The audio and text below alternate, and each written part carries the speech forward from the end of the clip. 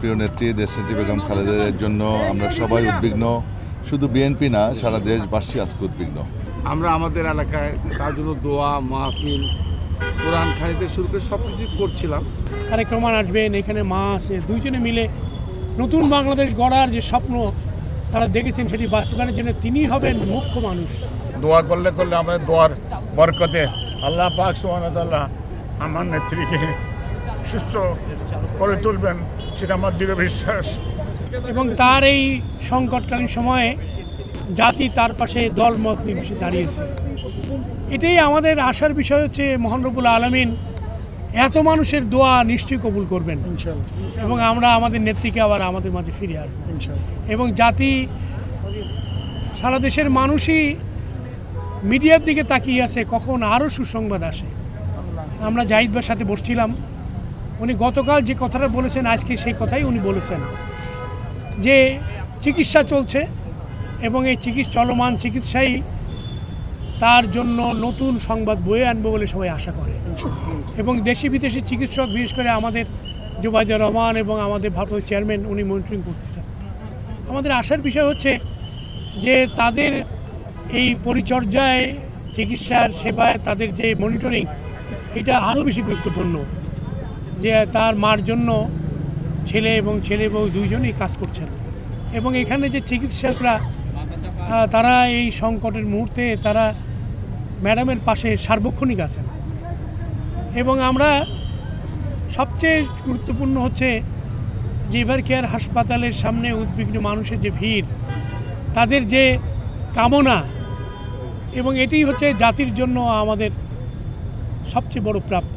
আমরা আশা করব আমাদের নেত্রী আবার আমাদের মাঝে ফিরে আসবেন, আমাদের মা, আমাদের অভিভাবক এবং আমাদের সব কিছুরই আশা ভরসার স্তর হচ্ছে বেগম খালেদা জিয়া। তাকে বিহীন আমরা বাংলাদেশের নতুন গণতন্ত্রের অভিযাত্রা আমরা ভাবতে পারি না। তিনি এই নতুন অভিযাত্রায় তিনি নেতৃত্ব দেওয়ার কথা এবং তিনি নেতৃত্ব দেবেন বলেই আমরা অপেক্ষা করছি। লন্ডন থেকে তারেক রহমান আসবেন, এখানে মা আছে, দুইজনে মিলে নতুন বাংলাদেশ গড়ার যে স্বপ্ন তারা দেখেছেন সেটি বাস্তবায়নের জন্য তিনি হবেন মুখ্য মানুষ এবং আমরা সেটাই আশা করি আবার তিনি ফিরে আসবেন আমাদের মধ্যে। ধন্যবাদ আপনাদের। প্রিয় নেত্রী দেশনেত্রী বেগম খালেদার জন্য আমরা সবাই উদ্বিগ্ন। শুধু বিএনপি না, সারা দেশবাসী আজকে উদ্বিগ্ন। কারণ আমাদের উনি বিএনপির শুধু অভিভাবক না, গোটা দেশের অভিভাবক। সেই জন্য সবাই উদ্বিগ্ন এবং উৎকণ্ঠার মধ্যে আছি। তিন দিন যাবৎ উনি হাসপাতালে আছেন এবং চিকিৎসা চলছে। দেশি বিদেশি সকল চিকিৎসকরা এটা নিয়ে কনসার্ন।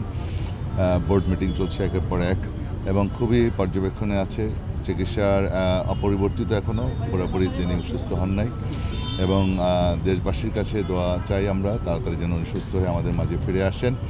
আমরা ডাক্তার জাহিদ ভাই উনি সার্বক্ষণিক আছেন, তার সাথে আমরা কথা বলেছি, তিনি আমাদেরকে তার কাছ থেকে সব কিছু জানতে পেরেছি। আমরা তো আর নেত্রীর আইসিইউর ভিতরে যেতে পারি নাই, আমরা আমাদের ডাক্তার জাহিদ ভাইয়ের কাছ থেকে আমরা জানতে পেরেছি। আমাদের সাথে আরও এমপি সাহেবরা ছিল, এখানে আমাদের এমপি আবুল কালাম আজাদ আছে, আমাদের আরও কিছু নেতৃবৃন্দ ছিল। আমরা সবাই ম্যাডামের সম্পর্কে আমরা খুবই কনসার্ন এবং আমরা উদ্বিগ্ন। তার কাছ থেকে জানতে পারলাম যে এখন অপরিবর্তিত সবাই মিলে আমাদের নেত্রীর জন্য দোয়া চেয়েছেন এবং দোয়া করতে বলেছেন এবং তার পরিবারের সদস্য আমাদের ছোটো ভাবি শর্মিলা রহমান ভাবির সাথেও, শর্মিলা রহমান স্মৃতি ভাবির সাথেও আমার কথা হয়েছে এবং উনিও ম্যাডামের অবস্থানটা আমাকে এক্সপ্লেন করেছেন এবং তার কাছ থেকেও জানতে পেরেছি মোটামুটি গতকালকের চেয়ে একটু বেটার, আল্লাহ রহমতে। এবং আপনারা সবাই দোয়া করবেন আমাদের এই দেশের এই ক্রান্তিকালে আমাদের প্রিয় নেত্রী, যার বর্ণাঢ্য ইতিহাস, এই নেত্রী যেন আমাদের এই মুহূর্তে তার বেঁচে থাকাটা খুবই জরুরি। সুতরাং আমরা সবাই আবেদন করব দেশবাসীর কাছে যে যেন আমার নেত্রী আবার সুস্থ হয়ে আমাদের মাঝে ফিরে আসেন এবং যারা যারা আমাদের বিভিন্ন অন্যান্য রাজনৈতিক দলের নেতৃবৃন্দরা যারা এসেছেন নেত্রীর জন্য সমবেদনা জানাবার জন্য দোয়া করেছেন, সকলের প্রতি আমি কৃতজ্ঞতা জানাচ্ছি আমাদের দলের পক্ষ থেকে। ঠিক করে আমাদের নাটোর, আমার এলাকার জনগণ এবং আপনাদের পত্রিকা, টেলিভিশনের বিভিন্ন মিডিয়ার মাধ্যমে আমরা জানতে পেরেছি ম্যাডামের শারীরিক অবস্থা। এই কারণে বিশেষ করে এলাকার মানুষের চাপেই বলতে পারেন আমরা আমাদের এলাকায় তার জন্য দোয়া, মাহফিল, কোরআন খানিতে শুরু করে সব কিছু করছিলাম। এই গতকালকে যখন শুনলাম যে খারাপ অবস্থা, এই জন্য আমি সমস্ত প্রোগ্রাম বাতিল করে ঢাকায় এভার কেয়ার হাসপাতালে ম্যাডামকে দেখার জন্য এসেছি। যেহেতু আমরা সবাই দুশ্চিন্তাগ্রস্ত, আমরা যেটুকু দেখলাম ওনাকে মানে কি বলবো, খারাপও বলা যাবে না আবার ভালোও বলা যাবে না, পরিস্থিতিটা ভালোও বলা যাবে না আবার খারাপও বলা যাবে না।